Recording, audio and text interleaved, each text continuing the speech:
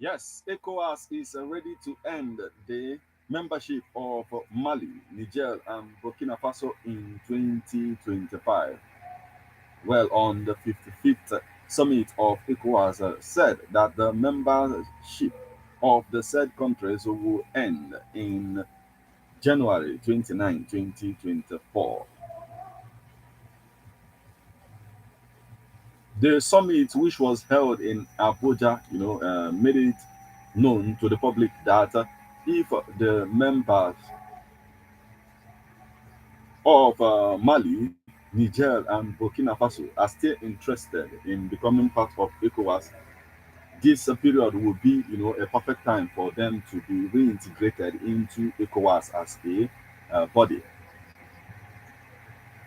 ECOWAS leaders has been, advised by President Bola Ahmed Tinubu to emulate the